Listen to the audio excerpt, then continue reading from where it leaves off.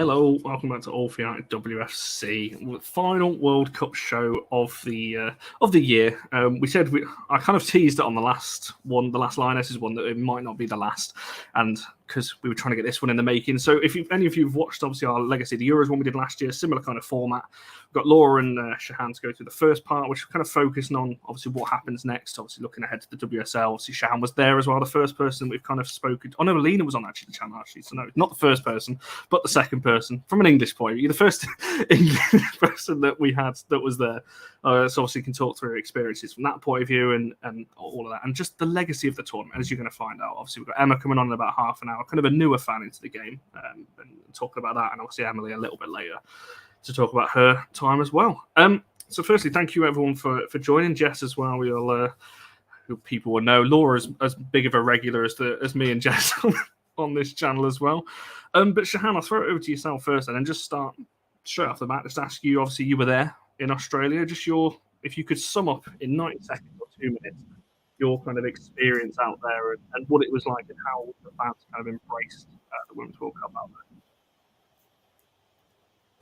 there. Sure. Yeah. Good evening, Connor. Good evening, everyone. Yeah, it was a fantastic experience. It was my first ever time flying to Australia, and of course, my first ever FIFA World Cup of any kind. It was great to see so many Lionesses support down in Australia with fans flying over, as well as a lot of expats who are in Australia, and also great to see a lot of home support as well. Not just for the Ferns in New Zealand, but also for the Matildas in Australia. And I think the legacy that the Euros had in England, I think the same will definitely happen in Australia, as long as the fans, get behind their domestic league and also get behind those clubs as well. But yeah, a fantastic tournament, probably the best Women's World Cup I've ever seen, and great to see so many England events being organised. We just want to give a shout out to Deb Stowell for the FSA of Free Lionesses for organising so many England support events, which I was proud to be a part of while I was there in Australia. I wish I was there for the whole tournament, but I couldn't get the whole month off work, and I probably couldn't afford it. It was expensive enough being there for the first 2 weeks for the group stages, but yeah, I had a great time. I have no regrets whatsoever, apart from not being for the knockout stages. I was going to say, just very quickly, just before you jump back, I want to clarify this straight from there. Barry has not been dumped from Wednesday nights. Obviously, if you would have saw, the fans forum was moved to Monday for this week, but moving forward, it won't actually be on a Wednesday though. So Barry's Wednesday show in the new season will not be on Wednesdays. So a little spoiler for you there. But no, he's not been dumped. Barry's done so many shows this year. Thought we'd give him a night off. I think it's about time he was allowed to have a little break for one night at least. I was going to say he's done so many at this point, so yeah. Yeah, that's why I've been roped into this one. Just following on from the question, I went to the Euros last year, so I just wondered what the kind of atmosphere was like over there. I've never been to sort of what I'd class as an away game or anything like that. So how was the atmosphere? With the England fans, with rival fans, sort of what was your experience like just with other fans there?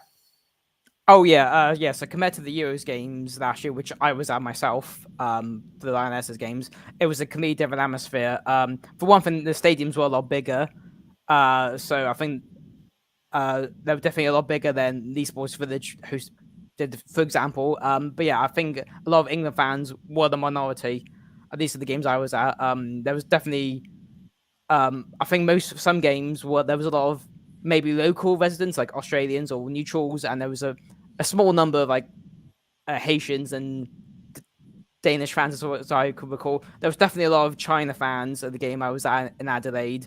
Yeah, as you might have seen in this knockout stages, on TV, there was a lot of Colombian support, who I think were probably the best support that I came across while in Australia. And also the semi-final against Australia was definitely, England were definitely outnumbered in terms of fan support. But yeah, it was great atmosphere. Great to meet so many international fans, not just at the games, but also the fan parks. Where I was at in Brisbane, Sydney, and Adelaide, seeing so many nationalities. Travel, for the love of football. No, for sure. I'm sorry. Just before we move this back to a serious kind of show, because are you saying, Jennifer? What's that? Are you not entertained? Quote. What's going on here? Are you saying me and Jess can't be entertaining as hosts? I don't know what's going on here, but of course we do love Barry. He's not going anywhere.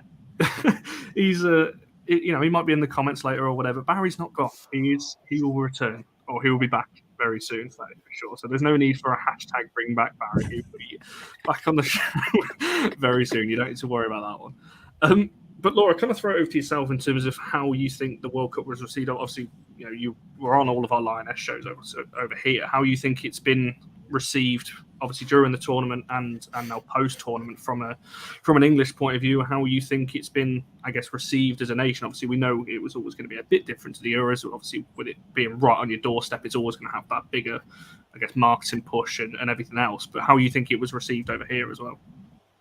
Yeah, I think a World Cup's always going to attract attention in the nature of it being a World Cup, and especially the fact that England did so well and got so far. The more it goes on, like, and the longer the run for England, it's only going to attract more attention. And I think it's hard to judge because it's a tournament that I'll always have been invested in myself. And you have the Euros last year where you feel this buzz around the nation because it's at a home tournament, and it's harder to judge that, I think, when it's in a different country, because it's kind of like everyone's in their like lounges. And my dad said he has like this thing where he can't watch finals. It's a bit strange, but he went on a run, joined the final, and he said like the streets just felt quiet, and I think that was quite indicative that like a lot of people must have been home watching that final. And you can tell from the viewing figures that like during a World Cup final, you'd probably get it previously in the men's game, and now we're starting to get that in the women's game, and I think that's only positive. And I was speaking to friends that I'd never normally talk to football about, and they'd be kind of talking to me about the Women's World Cup. And I think those conversations that are starting to happen are a really positive sign, and it's really nice to kind of have that atmosphere around the Lionesses and around women's football more in this country.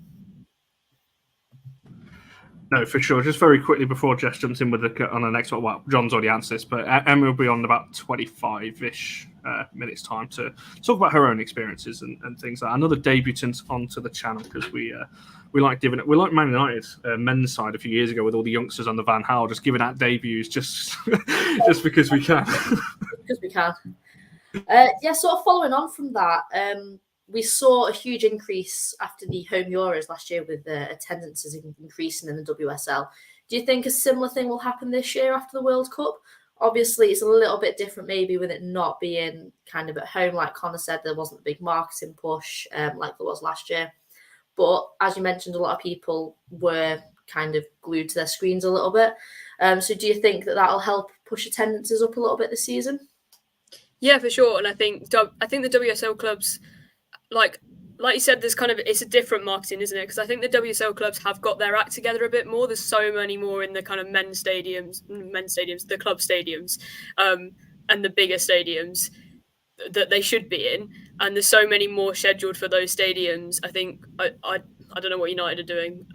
Forgive me, but Arsenal have got like Arsenal versus Liverpool on the opening day is like already over 20,000 tickets sold. So I'm sure you can come in and provide better on United there, which I'm sure is just as impressive. But like, I just think the fact that those games like Arsenal versus Liverpool in the WSL wouldn't necessarily have always been like this big clash that you'd have held at the main stadium, but suddenly it is becoming that, and there's a buzz around it. I know, like, even as an existing fan who would have probably gone anyway, I was prompted to buy the tickets by watching the World Cup. So I think that kind of impetus that is driven by having those games, by having that excitement around women's football, is definitely going to drive attendances going forward, which, yeah, only positives really.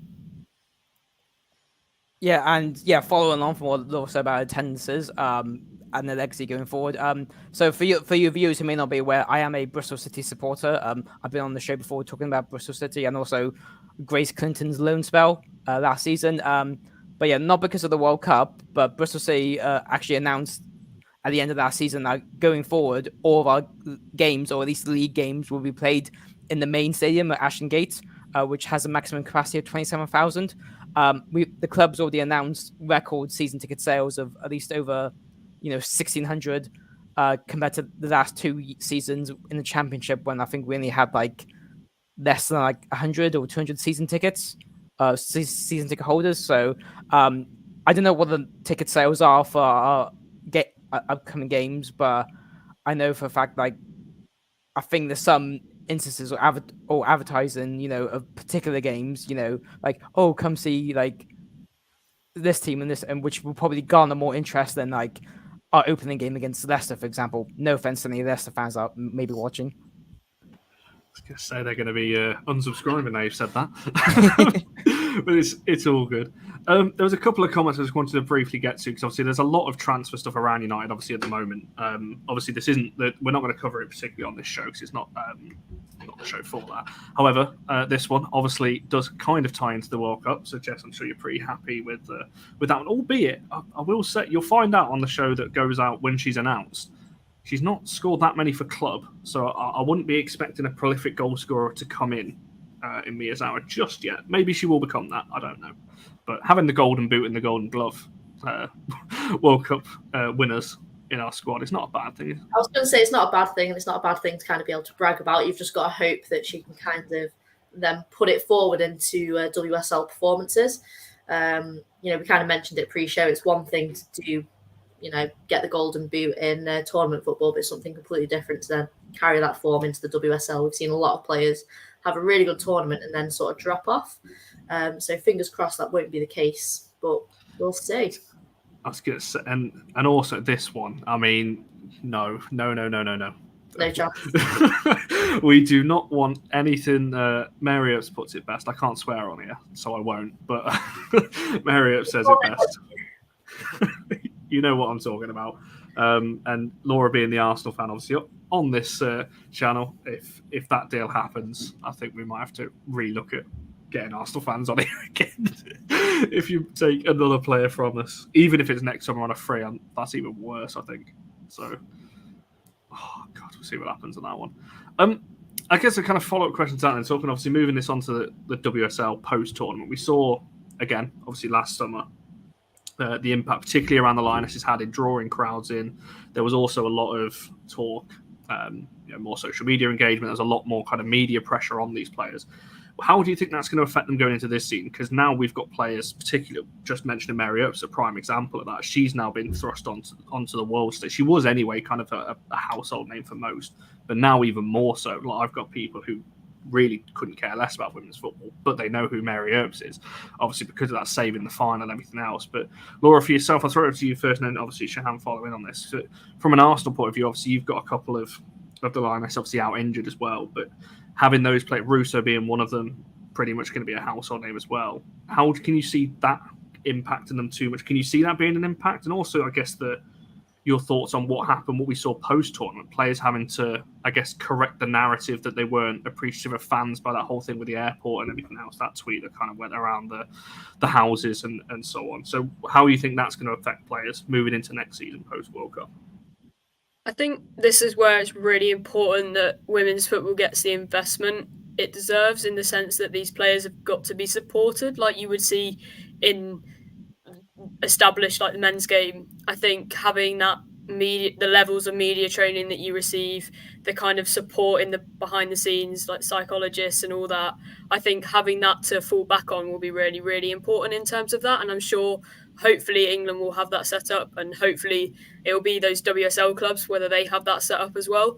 But yeah, I think there's always that added bit of pressure to a performance once you become that household name, but hopefully it will be also a positive thing, in the sense that the game is getting the recognition, and this can be something that's celebrated, and they can start to kind of get those sponsorship deals, and we're starting to see that more and more.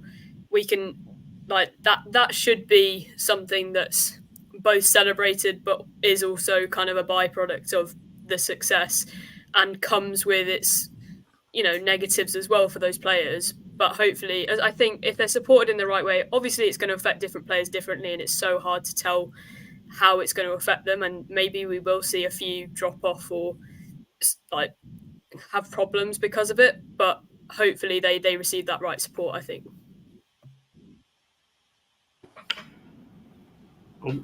Oh, sorry. Yeah, sorry.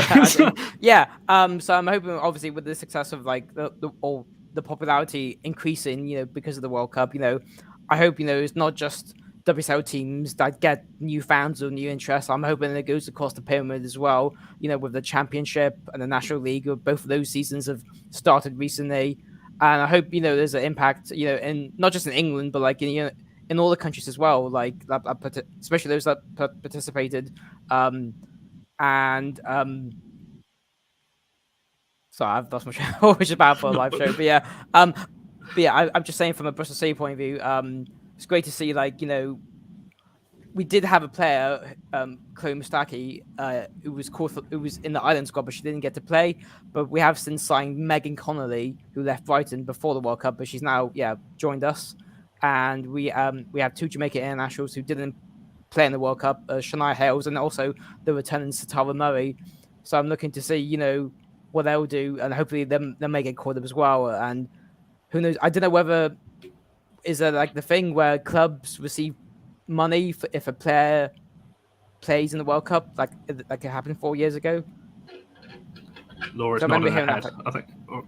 Oh no, she's not. I have no idea. Sorry. Okay, yeah. No, because I remember reading that stat 4 years ago, and for me, 2019 was my first Women's World Cup that I saw, and for me, it was too late to go to France because I only found out about like such short notice. But yeah, I fell in love with it, and that got me more into the WSL and my team. And then 4 years later, you know, I'm on these shows, and yeah, it's. I just hope 2027, wherever that World Cup will be an even greater tournament. Yeah, I mean, we're definitely seeing a lot of progress year on year. Some of that is good, but some of it I think has a lot more kind of like question marks behind it. Obviously, before the WSL season starts, we've got the Nations League. Just throwing it out to you guys, how do you feel about having kind of more international games before the WSL even starts? It seems like I don't think players are really getting much of a break at all. So, Laura, if you want to start first on that.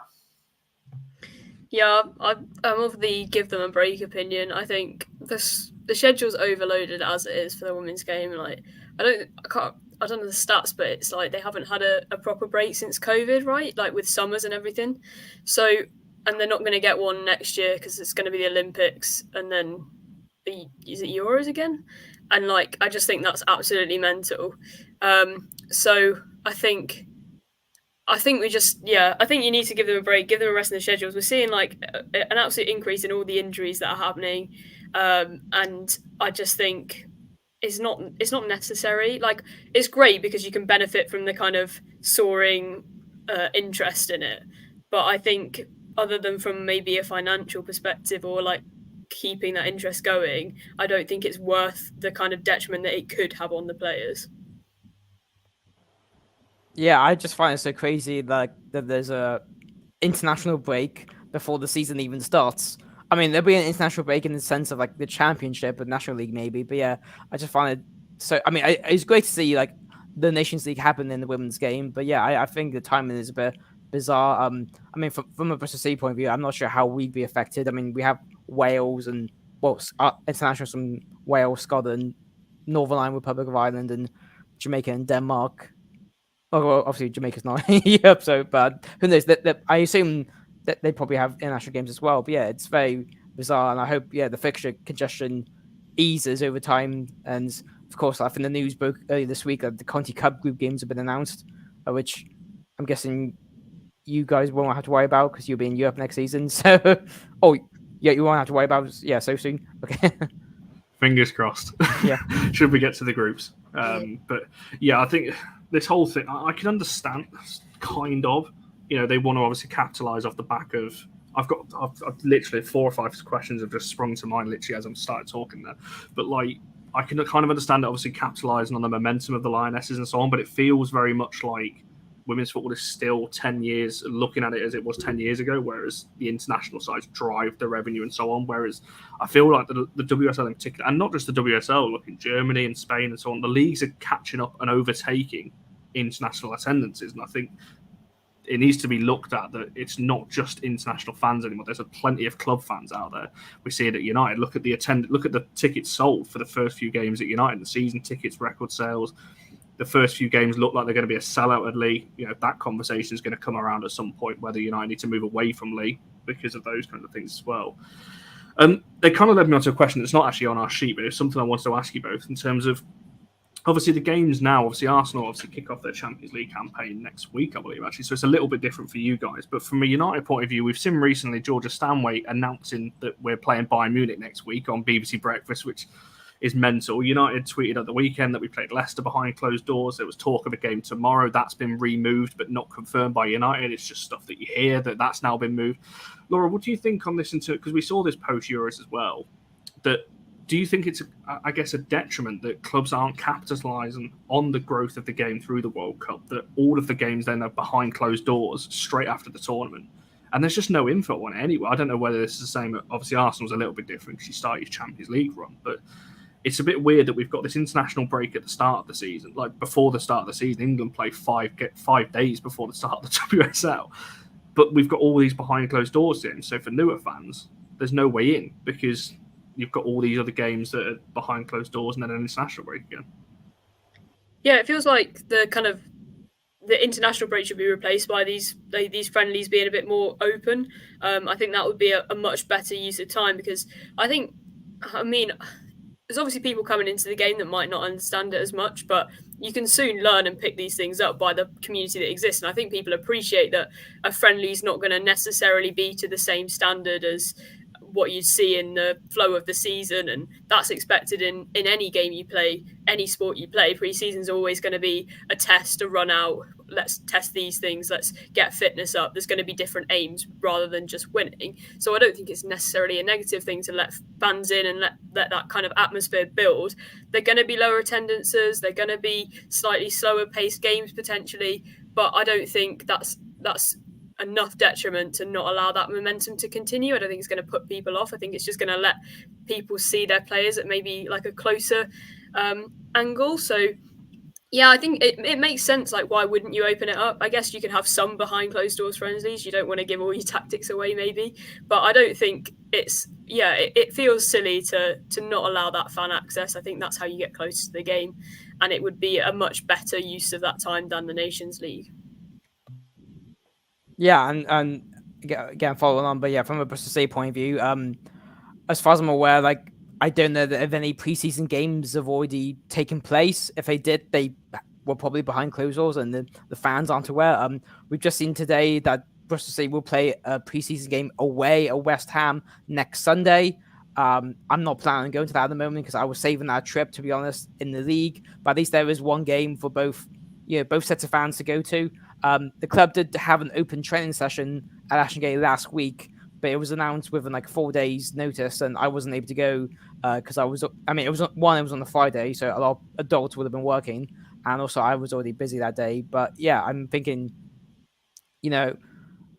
with this time, and again, from a Bristol City point of view, because we were in the Championship, our last game at the end of last season was in April, and our first game in next season is the 1st of October. So you're looking at like almost like 5 months without a competitive game, which is crazy compared to the other teams in the WSL. But yeah, I'm hoping, all clubs will announce games, preseason games that the fans can go to, and hopefully there will be no more surprise announcements on breakfast TV. It was weird, but sorry, Jess. It was just so weird, wasn't it? Because I genuinely thought that was like an old interview from last summer. Because obviously Paris was on the sofa with her, and I was like, "Is this from like the Euros or something?" And we're talking about obviously last year's game or something. So I don't know why we're hearing. It's just it's a shame. I was going to swear then. I thought I'm not allowed to do that on here anymore. Just very quickly as well. No, she isn't. I mean, absolutely not. No. I mean, feel free if you want to clip that up, and in a year's time, if she goes there, you can come back in the chat and abuse me or something. But I don't think it's going to happen. We've got nothing to worry about this summer. I'm pretty confident of that. No, I think it is a shame that we've not been able to kind of get better access to the behind closed doors games, especially with the kind of World Cup being so far away on the other side of the world. Quite honestly, like, I'm gutted I couldn't go to any of the games. I am ready to go and watch some football. And I think having some club friendlies would have been a really good opportunity to get the fans, new and existing, that have sort of missed out by not being able to travel to Australia, get them into some games. I don't think the Nations League is inherently a bad idea, but timing-wise, this ain't it. Just sort of starting to wrap up this section then. What do you guys kind of think about the lasting legacy of this tournament? Obviously, there's been issues kind of on and off the pitch. But yeah, just your thoughts on how the tournament went as a whole and its legacy moving forward. Laura, if you want to start off on this. Yeah, perfect. I think I got the question there, but my sound went halfway through that. But yeah, the lasting legacy of the tournament. Sorry, I had a mad panic to get my headphones off because it just cut.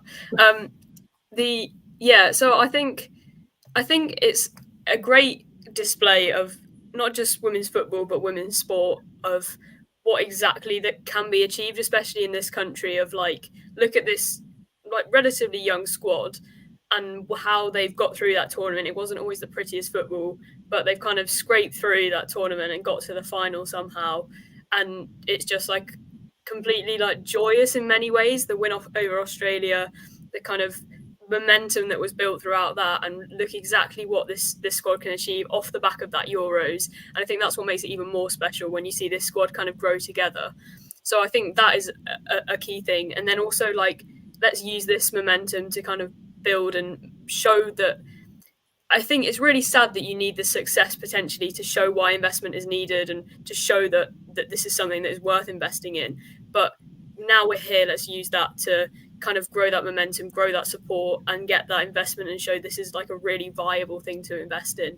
And just have it as something that people can enjoy. And I think that should be the legacy of the tournament, hopefully. Yeah, and yeah, just following on from what Laura said there, it was great to see 32 nations in the World Cup for the first time, and also great to see like a lot of underdogs, get further ahead than some people thought that they would, like Morocco, being the first Arab nation to reach the knockout stages, and then like South Africa, Jamaica, Colombia, reaching the quarterfinals for the first time, and then also like a bit of a wake up call for bigger nations like Germany, USA, Brazil, even Italy, going out in the group stages. So I think for some of the newer nations, it's a chance for them to develop and get the funding and respect that they deserve. And also for more established nations, it's a bit of a wake-up call for them to go back to the drawing board and, find out where they need to be in 4 years' time. And hopefully, be better in 4 years' time.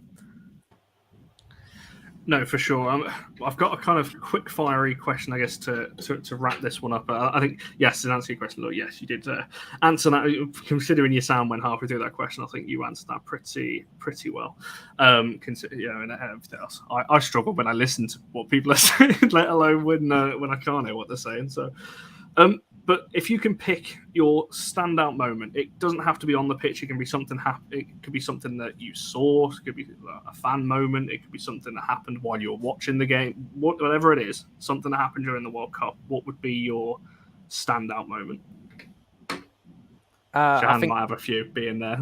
Yeah. I mean, it's definitely one of my favorites. But the one that comes to mind is when during the England fan walk in Sydney, walking from the Opera House to the Mia venue, which was like a pub near the Harbour Bridge, we walked past the Fox Sports studios. We didn't know it was there, and also we didn't know there was a live broadcast going on. So it was Carly Lloyd and the other pundits that Fox Sports were having, and then all of us in English shirts and flags. We went behind them and we just started singing "It's Coming Home," during their live broadcast. See, you started up there. This is the thing. I get so jealous of everyone that was there. Like speaking to people and people that are still there. Like people that I speak to on the day that are like Meg, obviously being one of them. We're obviously regular on this channel, still loving it. Living it up in Australia, having the best time. But yeah, I can imagine that. I mean, you could have just stopped there, the walk from Sydney Opera House, and just left. The rest is kind of. The Opera House is good enough for me. That's impressive. I'm so ridiculously jealous. I mean, I did get to hold a koala and feed kangaroos, but that was another time in Australia while I was there. Just out of interest, just very quickly before you out, how long were you out there for? I don't think we asked at the start. Yeah, so I was there. I was there for like 14 nights. So I spent 4 nights in Brisbane, 6 nights in Sydney, and 4 nights in Adelaide. I was just there for the group stages, and it was part of a travel package organised by Sports World, who also did packages for the whole tournament and just for the knockout stages only. There was a couple of people who I knew already were going on the trip. And then I met a lot of new people and made a lot of great friends, on that trip. And we will all stay in touch. And so I just want to give my thanks again to Sports World and also to Debs, the FSA Free Lionesses, for organising all the England support events throughout the tournament. And yeah, I'm glad I went. It wasn't cheap. I'm glad to pay it off in a way for the next couple of years financially. But yeah, if you ever get a chance to go to a World Cup in the country that doesn't have any human rights or other ethical issues, yeah, go for it. Yeah, can't disagree with any of your points there. And Laura, for yourself, what was your, I guess, best moment or standout moment for the tournament? Yeah, I don't think I'm going to top that, being sat watching it on a sofa. But I don't know. I've not got the imagination to go away from a footballing moment, but I think that semi-final against Australia, when we started to click as a team, we played entertaining football for like one of the first times as an England fan in that tournament. And I think when like the Hemp goal or the Russo goal, when you kind of felt like we were going through and we were getting to a final for the first time since 1966, like I don't think you can top that. And I wish we'd put a better display on in the final, but it wasn't to be. And I think that semi-final was definitely a moment. Yeah, it's hard to top that. Obviously, Jess, we've got a bit more thinking time before the end of the show to think about what ours is, because I don't know. I've got a few. A couple of Lioness ones and a couple of non. I was concerned you were going to ask me like right now. So I have been thinking, and I've got one or two that I think I can go for. Yeah, it's certainly a tough one. Right, we'll look to wrap up this first kind of section and obviously bring in our next guest. Before we do, obviously, if you want to shout out, obviously, where people can find you, obviously, Laura, for yourself, obviously, I know, what are you doing now post World Cup? We've obviously saw you a lot throughout the World Cup, but if people want to follow your work post World Cup, where can people do all of that? Yeah, still on my Twitter. I did a tournament review for Vavel on England, if you want to give that a read. But yeah, I'll still be just trying to do more on the WSL and Champions League and stuff. So still on my Twitter, and we'll see where we go next season. Yeah, make sure you're following Laura for all that stuff, but block her if Arsenal sign ups this window, because those tweets might be a bit. No, don't do that. She's a good person to follow, so don't be blocking anybody. But Shahan, for yourself, where can people follow you? Obviously, we'll see you back in the WSL this season, obviously with Bristol, which is good to see. But where can people follow you or find any of your stuff there? Of course, thank you very much, Conner. Yeah, and of course, I'm looking forward to making the trip to the Sports Village because I haven't been there before, and as well as most of the other WSL grounds. But yeah, people can find me here on X or Twitter, or whatever people want to call it now. My Instagram is @ShahanXShahan. And of course, I occasionally write for Sin 71, mainly about Bristol City. So I might be doing I'll be doing that again throughout the season. And I think I said to you, Conner, on our last show together, I may be launching something Bristol City fan-wise soon. I still haven't got around to it yet. I would have done had I not been in Australia and recovered from any jet lag or travel. But yeah, fingers crossed. And if that does come to light, all for you and I will get a follow and vice versa. But yeah, for now, people follow me on Twitter @ShahanShahan or on Instagram @ShahanXShahan because someone else took the name. That's so annoying, isn't it? Someone took the @ Connor Roberts, like just that @ and it's like an inactive account from 14 years ago, which is really annoying. So I have to have an underscore on mine as well. So I understand those struggles on that one. Thank you both very much for joining us. I'm sure we'll be seeing both of you over the course of the WSL season, but we shall rotate for the first time tonight. Guest wise, let's just swap this all around and bring in Emma for the first time. Thank you for joining us. There we go. Get a little wave as well. Thank you for having me. Yeah. There we go. We're off to a flight. It's always a good start. Camera, mic, right from the off. It's always a good start. Firstly, I'll just straight up ask you from the off then. So we've spoken obviously privately a lot about, I guess, women's football and so on. Obviously, fairly, I guess, fair to say, a newer fan into this world. What kind of drew you into the World Cup then in particular? I know you watched quite a lot of the games yourself, but what particularly drew you to this tournament? I mean, women's football has always been a part of my life from very young. I've spoken about it before very briefly, but I did play when I was younger to quite a high level from a local city and had trials and all sorts. So, but back then it definitely wasn't what it is now. Nowhere near. You're always told you won't amount to anything, or it won't be a proper career, it won't be a proper job. And then I've always sort of tried to dip in and out of women's football and watch bits and pieces here and there. But I think in the last sort of year or so, definitely since the Euros, it's definitely getting more exposure. And and it's on, it's on Sky Sports. It's more accessible, I think, for people than what it was before. So watching the Lionesses win the Euros, and then with the World Cup coming up, there was just a certain buzz about it at this time. I mean, I've never watched a Women's World Cup before. As you say, I'm a newer fan. So yeah, I just sort of got the buzz about it. Obviously starting to watch United in the WSL last season and see what our ladies are capable of. It's I think it's amazing. So I just wanted to sort of see what it was like. I'm wondering there, just quickly, just before you jumped on the next question, I'm wondering if you two would, because I'm sorry, I'm really exposing things. Similar kind of age. I'm pretty sure you're pretty close together as well, you two. I'm wondering if you would have played for. Who did you grow up playing for, Emma? Just out of interest. I want to see if there's some kind of connection. Hometown, so it was like one of the. I don't want to say it was in Yorkshire. Okay, maybe not. Oh. I thought it was closer to Jess's region, but I've missed the mark. I took geography at school as well. Way off on that one. Apologies, Jess. Carry on. Oh, it's fine. I have no concept of time, space, direction, geography, anything. So yeah, just following on from kind of Connor's first question, what was it that kind of has kept you sort of interested this time round? You sort of say that you've ducked in a little bit throughout your life. What is it now that's kind of grabbed your attention, sort of made you want to follow it and follow United a little bit more closely? Well, especially because United are I know they had a women's team before and the owners shut it down, and then have sort of brought it in and revamped it. I think the quality is there. Not that it never has been, but I think maybe in certain positions we're a bit weaker before. Whereas this time, I know the guest beforehand was saying it was an entertaining match, especially the Australia one, playing as more a cohesive team and that free flowing football. I think women's football sometimes gets a little bit of rap just for being a bit sort of hoof it and hope, or maybe what some people would view it as for the lower teams especially. But I think the quality across the board is definitely improving, and it's a lot better to watch, a lot easier on the eye. And it's sort of everywhere you go. It goes back to the exposure as well, seeing the ladies on ad campaigns and when you're walking past a shop window and you see them.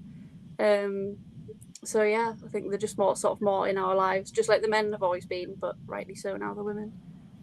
It's an interesting point, I think. So I think we spoke about this at the start of the tournament, because Jess, obviously, I know we spoke about it on the channel. I was a little bit worried at the start of the tournament because the quality seemed to be a lot lower than what we've seen in the WSL and if you watch other leagues as well. And I was a little bit worried, like, this is the global stage, like, and teams that are supposed to be, obviously we saw better as the tournament went on, which is always going to happen as teams get into their stride.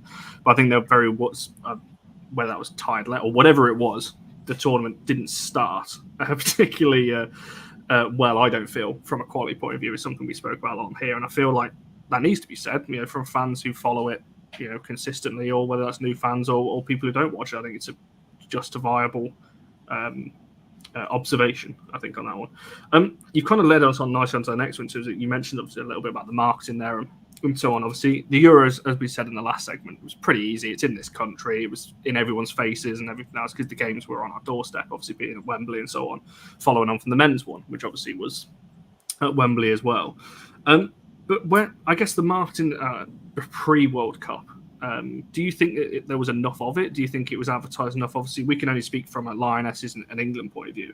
Do you think there was more on that? Because watching the WSL, obviously, most of the season and then following into the World Cup, I felt like they left it very late, literally the week before, and then they started advertising a lot of it.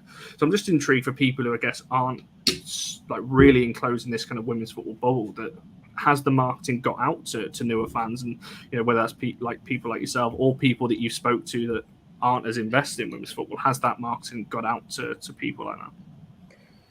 I would say it has now. Definitely. I mean, like you say, more so for the World Cup than the Euros. Like you say, with it being in this country, people being more exposed to it that way. But I definitely think it's got a bigger reach, especially to little girls who would want to start playing and having that exposure. I think it's brilliant. I mean, I can't watch like a YouTube video now without seeing Lauren James in those headphones all the time for Google, and that is all the time. and the boot that like Nike doing the women's boots for the, you know, just specifically for them for the World Cup, I think was again brilliant, because it's just that positive marketing that people need. And I think again, going back to the kids, if the kids see like, oh, look at these boots, like look at for the women, and I think that's just great to have that, because going back to me growing up, I never had that. I was just like watched Ronaldo and see what Ronaldo was doing. That was my thing, and what he was doing. But now to have the women, I think it is pretty much, there's definitely a lot around, like walking past a shop window, from an outsider's point of view anyway, I would say. And especially since the World Cup now, it's 100% just gone upwards. Yeah, you can't avoid Lauren James. Like honestly, every she's on the Shaw advert as well, I think. Yeah. You're right. Every time I've seen YouTube adverts, and it'll be one, and Lauren James will come on. Then there's another advert, it's Lauren James again. Yeah. I really just cannot escape it ever. No, which show kind of her pull as an individual as well. I think she's kind of one of the standout players maybe for sort of England and the Lionesses, which kind of brings me on to my next point, which you did sort of briefly touch on. Lauren James is probably one of our most technical players. Did you kind of getting into sort of watching women's football more recently, have you noticed a big improvement compared to where it probably used to be in terms of like technicality and pace? You sort of mentioned how there used to be a bit of a sort of hit it and hope kind of tactic maybe. So just wondered what your thoughts are kind of coming into it now, and if you've noticed or what you've noticed in terms of differences in quality. Yeah, it's definitely improved tenfold, I think. And I don't think that's the fault of the players back in the day. I think that's just sort of their style. But I think now it's being more aligned to just all football in terms of the tactics. Like you can see Serena, probably one of the best managers in the world, both men and women, for what she's achieved. And you can see that there's a lot more work that goes into it behind the scenes. Obviously they've got all the people that the men would, the physios, the dietitians, they've got access to all that now, and I think that has definitely improved the game. Like you say, with Lauren James as being one of the technical players, I think it was Ella Toon's goal, I think, against Australia. I might be wrong, you can tell me if I'm wrong, but there was a really great link-up play before all that goal happened, similar with France as well. It was like one touch tiki-taka pass in, and it was just like liquid football. It was really entertaining to watch. And I don't think 5-10 years ago you would have seen that from the women. I think because they didn't have that sort of direction that they have now with all these coaches, and the investment that's coming in. So it was definitely really good to. I mean, so I'm not saying all teams, because like we've said before, like it did get off to a bit of a shaky start, but definitely now. Yeah, it's way more pleasing to watch. They've got world-class coaches with them. So yeah, I think it's definitely got better. I think you hit the nail on the head though. You say it's not necessarily the players at FOI, it's just the investment wasn't there. It wasn't even a fully professional league when you're looking back 10-15 years ago. It's only recently when we're making it into the WSL and obviously the championship going mostly full-time as well. Hopefully that's going to filter down to tier 3 with Newcastle throwing ridiculous money in tier 3 as they were going to with the new ownership they've got down there. So it's getting there. I think Shahan made this point in the first section that the money now needs to filter down. It's all right, the top leagues are getting it and the top nations are getting it, obviously England, Spain and the likes. But we saw in the earlier group stages that although these teams put up, England struggled against the likes of China and Haiti and so on earlier on. Not China, Denmark and so on. But obviously the China game, it was very much what you spoke of there. Hit it long, hope for the best kind of thing. These nations now need that extra investment as well. A kind of question we asked a few fans this last year, would you have, and obviously a completely honest answer on this one, do you think you would have carried on watching the World Cup if the Lionesses would have got knocked out a little bit earlier? Because it was a real possibility, obviously going to penalties early on. The group stage was a lot more shaky than people thought it was going to be. Do you think you would have carried on watching if they'd have got knocked out, in the groups or the round of 16? Yeah, 100%. I mean, I'm not English by birth. I'm actually from Northern Ireland. You wouldn't tell by my accent, but I've lived here for ages. So, not to offend anyone, but England wouldn't be my home team. I wouldn't sort of I would cheer them on, but definitely the women I would cheer on more so than the men. But with Northern Ireland obviously not being it, so I was cheering on Northern Ireland in the Euros. I'm not going to lie, and got their nice shirt. So yeah, I was cheering them on for the Euros. But then once they got knocked out, and then I was supporting England. And similar to this, I think the teams were entertaining enough to keep my interest. So even if the Lionesses came out a bit earlier, I still definitely would have watched it. I mean, football's football to me. So as long as someone's kicking a ball, it's got my interest anyway. So I think that's the thing, isn't it? Obviously, Jess, you know this from speaking to me and so on this channel. Obviously, my supported nation would be Scotland. Obviously, they weren't at the World Cup either, beaten by Ireland, annoyingly. Obviously, I would have supported, should they have been in the tournament, I would have followed Scotland over England. But I think, again, and the question's just sprung to mind. Do you think this England side, I guess the reason why, obviously, we've got United players there, currently got a few, hoping we don't lose more of them, but we've got obviously a contingent of United players there as well, so that helps.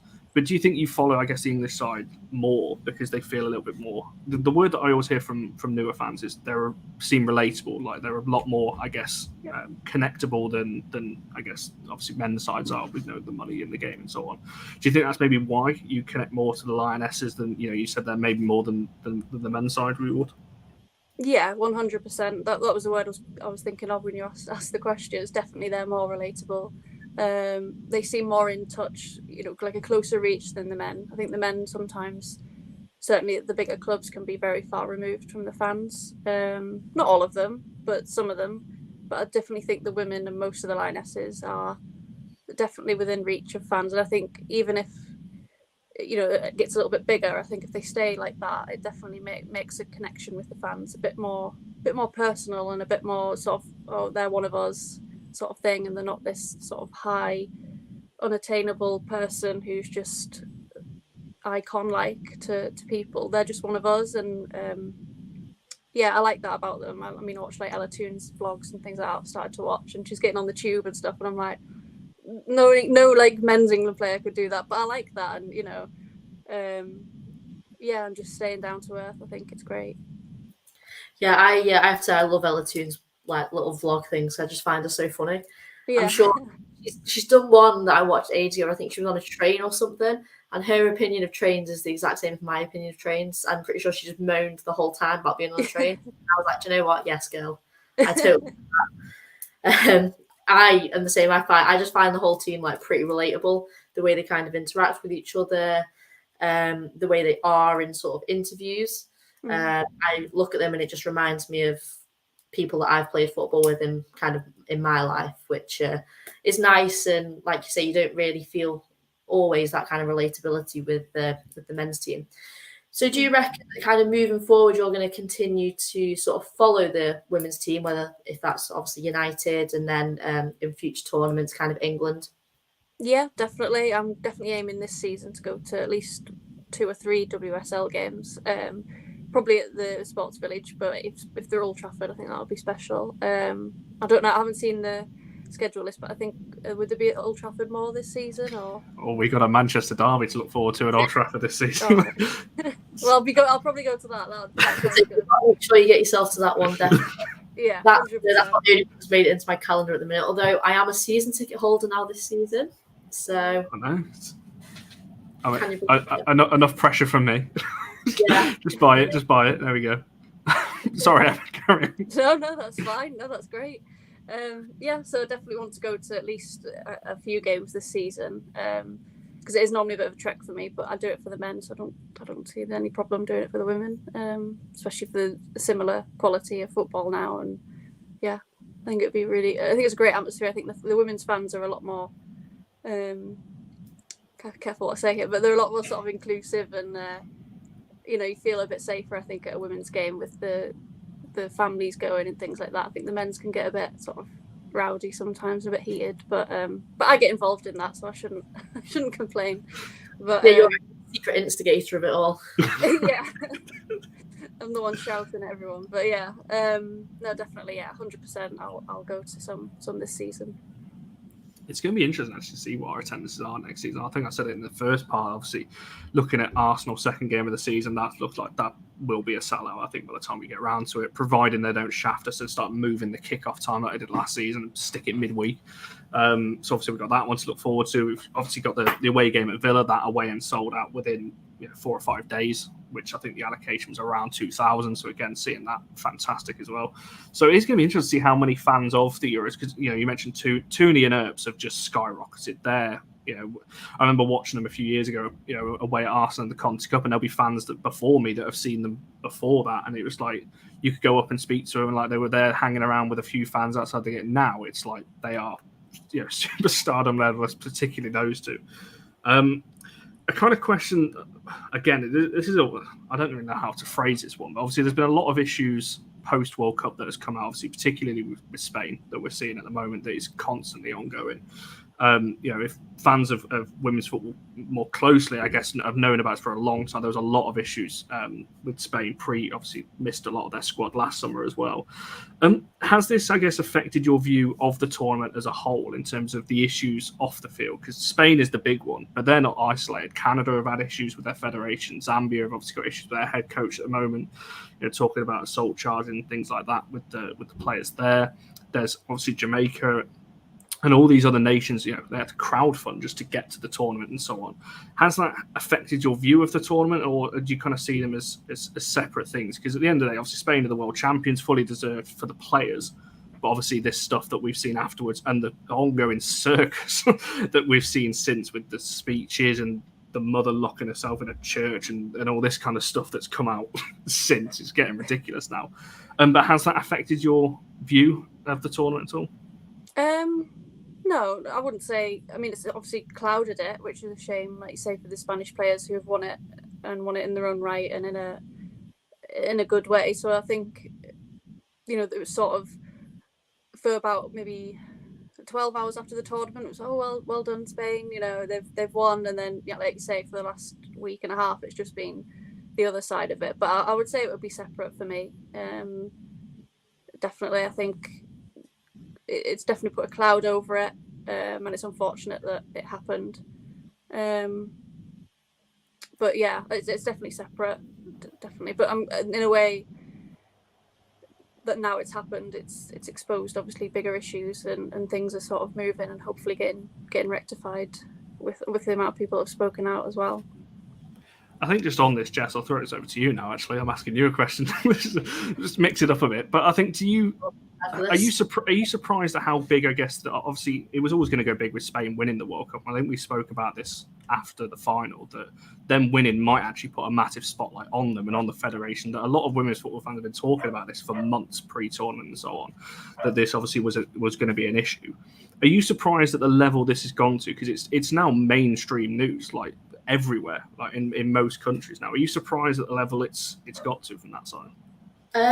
Yes and no. So yes, because of what happened at the final with the kiss, and obviously there was some other kind of videos of some, I'm just going to put it down to weird behaviour from some of the kind of blokes in the Spanish Football Federation. And whilst I do think that in some ways it has kind of overshadowed a little bit Spain's victory, which is a massive shame for them, because at the end of the day, they deserve to win that game. I'm a massive England fan, but we did not deserve to win that game. Spain, fair winners, good side, fine. However, when the kind of the final whistle blew, I was a little bit disappointed that Spain had beaten us based on all the kind of issues that they'd had behind the scenes with their FA. Obviously, there were all the kind of ongoing issues with Builder before the tournament. Like you mentioned before, Conor, last year, like most of the team walked. Most have now come back. But again, I think whilst it's not good that it happened at all, no one wants to see that. Clearly, there's a lot of stuff still going on behind closed doors. So the fact that this has now been brought to light and is so mainstream, I think it's so important that now, we continue to push for sort of just better behaviour, basically. I don't, you're not asking for a lot. You're just asking for people to just behave in a professional manner, basically. This is the president of their football federation. There's a certain way to behave in the kind of workplace, and kissing someone just ain't it. And I think since then as well, the statements they've put out, they haven't been good enough. They've been shocking, to be honest. You know, everything from like she consented to, oh, it was just spontaneous, like from excitement. You know, I get excited all the time, but I don't accidentally kiss someone on the lips. Like not once has that ever happened on the world stage. So I think at some point you've got to just accept a bit of responsibility, to be honest. So yeah. Yeah, it's certainly going to be interesting to see, obviously, what happens, because, you know, a lot of us has been put on Rubiales, but I think he's not the only one. You know, there's a lot of people giving him a standing ovation after that ridiculous speech that he came out and did. There's a lot of people behind, you know, if this is what we can publicly see, it'll be worse behind closed doors. There's a lot that, you know, is yet to come out, I feel, on that one. Two kind of quick ones, and I guess, Emma, to wrap up this this next section. Something we kind of asked the guy. I'm intrigued on a newer fan's perspective on this. We spoke about the behind the closed doors game, particularly with United. Obviously, you being a United fan as well. Do you think that that's detriment to, like, or it's harming, I guess, newer fans coming into the game? Because we've just seen a huge successful tournament. United fans want to go and watch Tooney and Earps and so on. They're obviously still away at the moment on breaks and so on. They won't be back with the squad just yet. But as we said in the first bit, we've got Stanway announcing that we're playing Bayern Munich in a fixture that's presumably behind closed doors at some point next week. We've got United just randomly tweeting on a Saturday afternoon, oh, we played this game earlier, by the way, and we drew. Here's the goal scorers. Do you think that that's almost harming the fact that, by the looks of it, United are not going to have any pre-season games that you can go to, and the first game of the season is going to be that away game against Villa, which is now sold out in the away end? I didn't know that, to be honest. I didn't know that there was no sort of...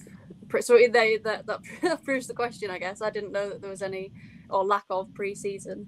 I think, yeah, it must again come down to planning, like with even the men's putting a World Cup in the middle of a season. I don't know if the Women's World Cup is always in August or if it's happened before, but yeah, I don't think that's good enough, really. I mean, obviously, when they've been on breaks, they can't just come back and go straight into a league game. I don't think would be detrimental. I think if the men did it, you know, they've had a shorter break than what they normally do because of the World Cup and they're kicking off, but they've still had a break. So yeah, I think it will sort of detriment the ladies if they don't have a proper pre-season. Like I've said, with all the coaches and the physios that they've got nowadays, you'd think that they would have planned that a bit better. Oh no, we've got a great Nations League to look forward to before the start of the season. So yeah, so we get a couple of games at United that we can't watch, that we just get tweeted a picture, like a graphic of the scoreline. Well, I know when the game against Bayern is, but it's not been tweeted by United or anything else. So, and that's a massive game. You've got two, obviously United hoping to get into the Champions League groups, two massive sides. That's just Stanway announcing it on BBC Breakfast on a random morning when they're promoting their own book. It's just really bizarre. Very good game. So I'm gutted that. I mean, have United now even announced it, or are we still just going off what Stanway said? No, it's definitely happening, but it's nothing. And like I said, United was supposed to be playing tomorrow against Everton. Again, it was announced on MUTV. That's been pushed back, it seems, to Saturday, and there's no announcement that it's going to be shown. So I don't know what United are doing. There's been nothing since. It just seems a shame to me because obviously for myself, I know newer fans that are United fans as well, my friends and so on.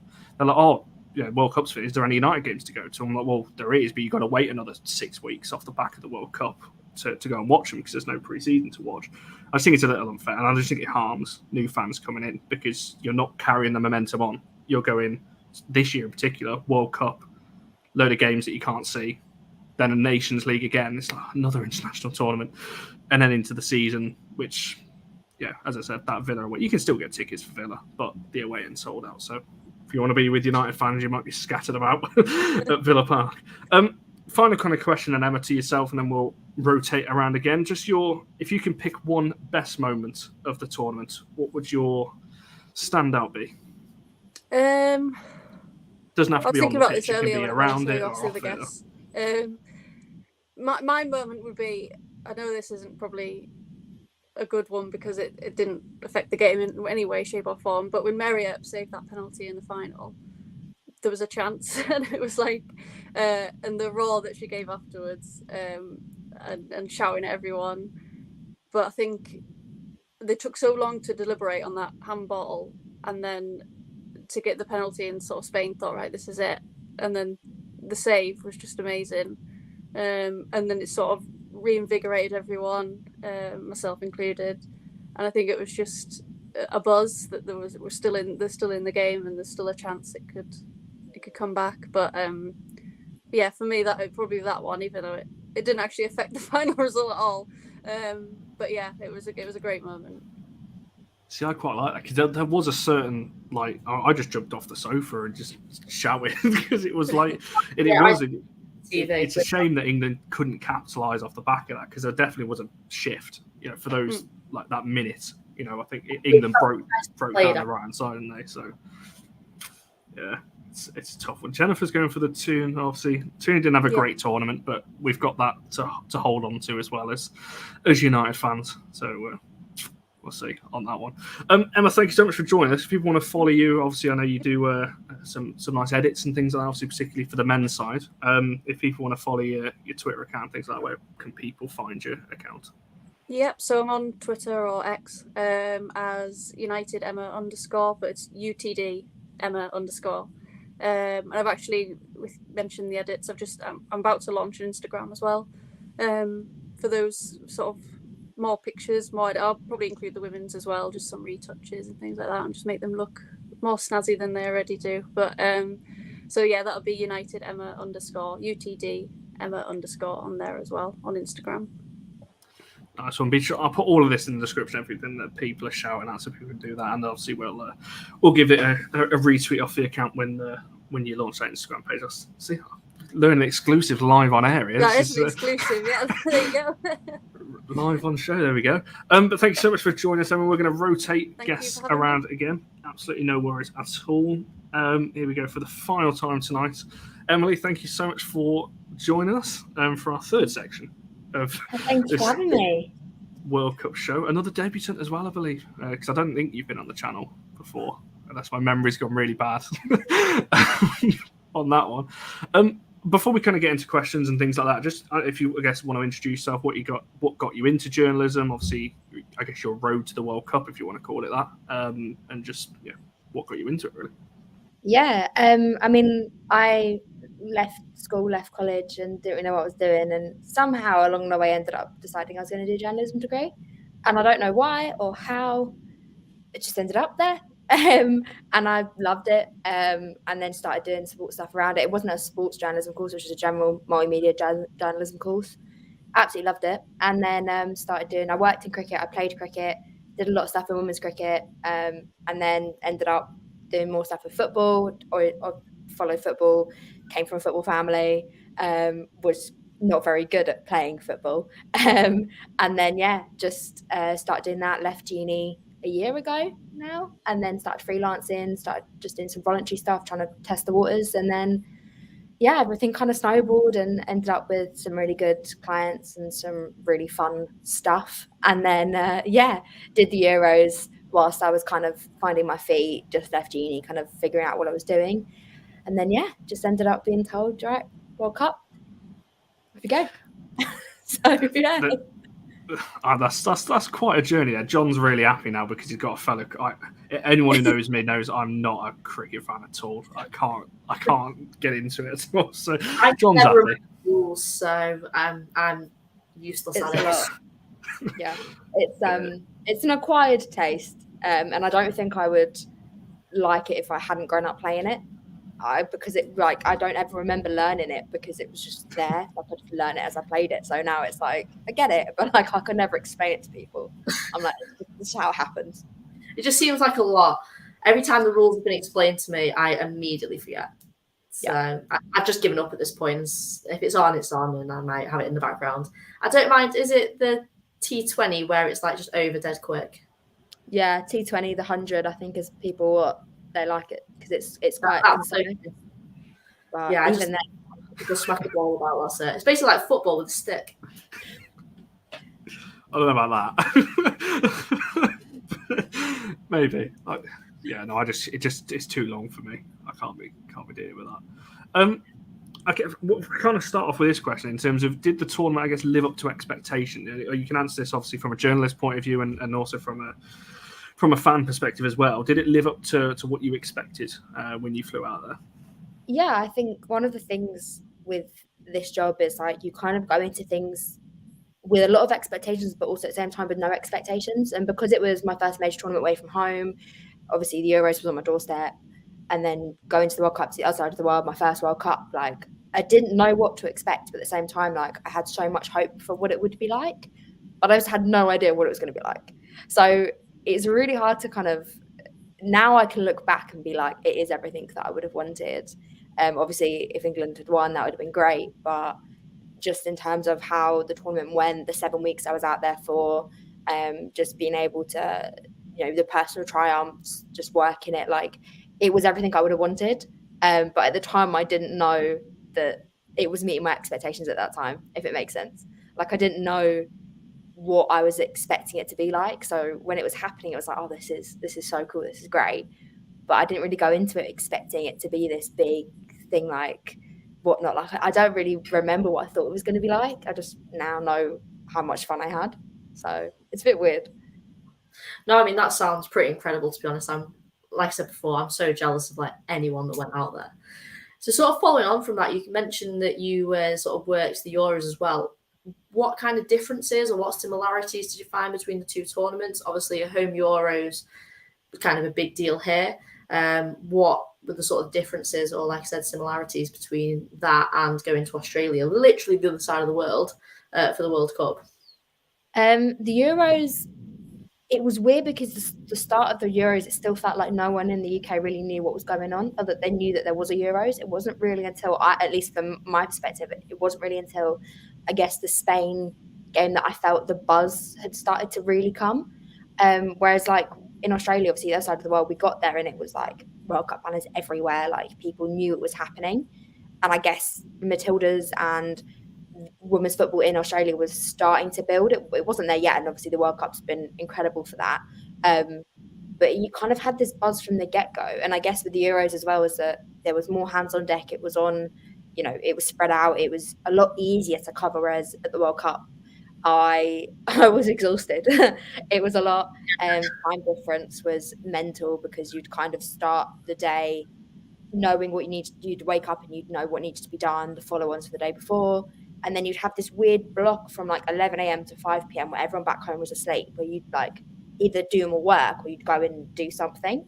And so that was like quote unquote free time. It was very rarely free time, and then at kind of 5 p.m. everyone would wake up, and that was when things from back home would come in. That was when, we were then trying to rope in for whatever we were doing for producing stuff. It was when we'd get all, this what needs to be done. If it was written, it was right, all of this needs to be covered. Or it was when if I'd pass things back, they'd pick it up, and then there was all of this. So the time-wise, it was really weird. And obviously, being the other side of the world, it was an adjustment. And yeah, I think that's the biggest difference was kind of adjusting to the fact that you're on a completely different time zone, a completely different wavelength. And like for me, I was the only one out there that I was working with. So it was then trying to feed everything back as it was happening, but then it would be like 7 a.m. or like they'd be asleep. So then they'd wake up to like 80 messages off me going, this, everything that's happened. Here you go.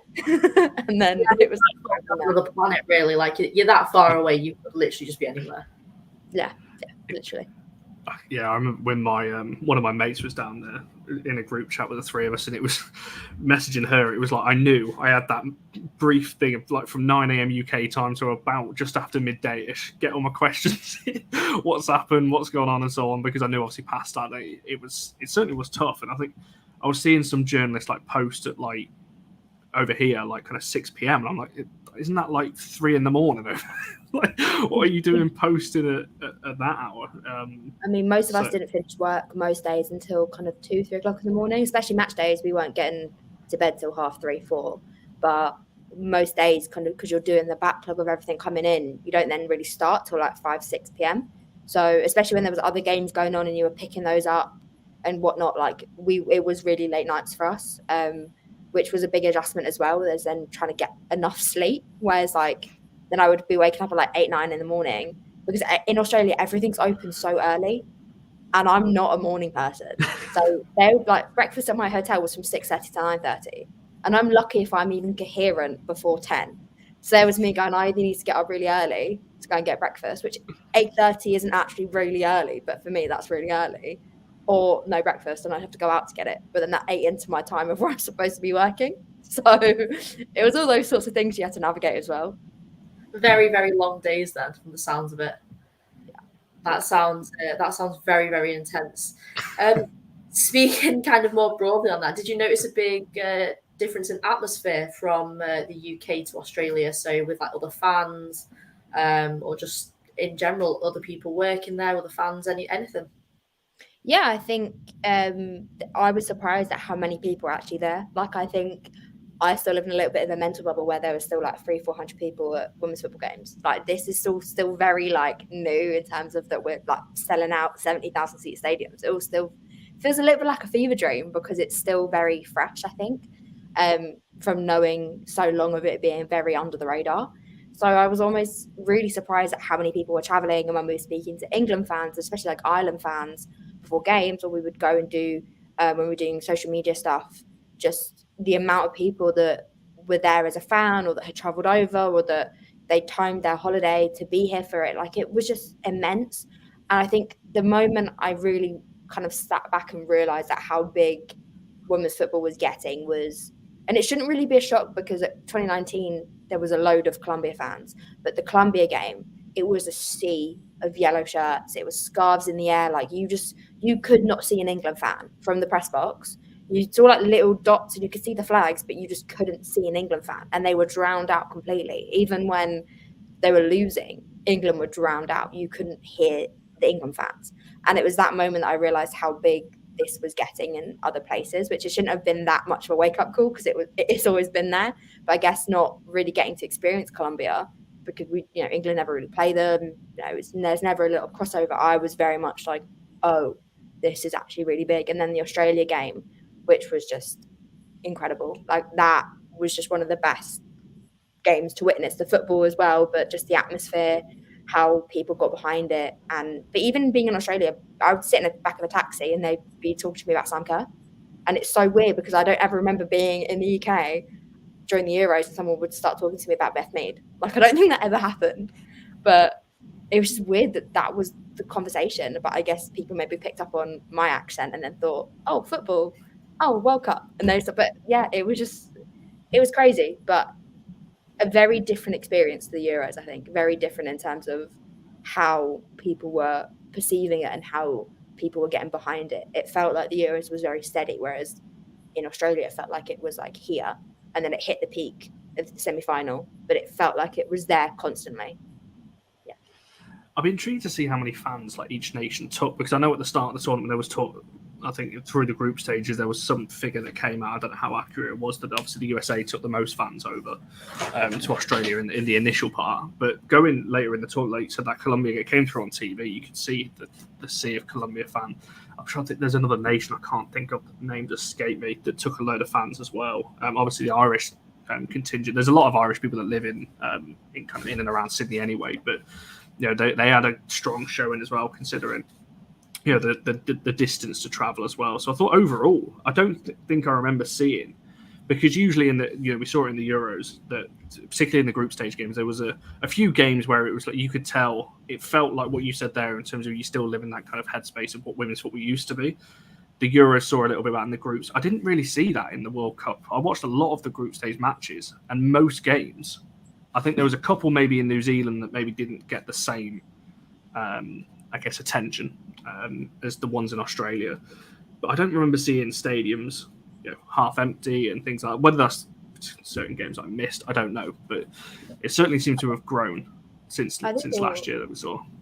I think you're quite spot on with that, because I went to, just on a whim, I went to the France-Jamaica game. I think I literally landed back from Brisbane that night and was like, well, I'll go.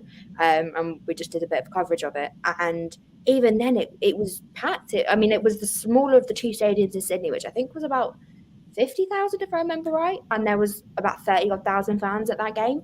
And that was two nations that aren't home nations, that aren't, both, they both have big contingencies of fans, but I certainly didn't expect to go there and there be so many fans. That was a game, I think it was like a weekday night as well.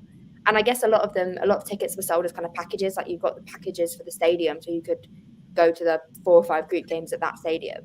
But even then, like, I just didn't expect so many people to be flocking out to it. And I guess I was a little bit naive as to how big this had gotten for people.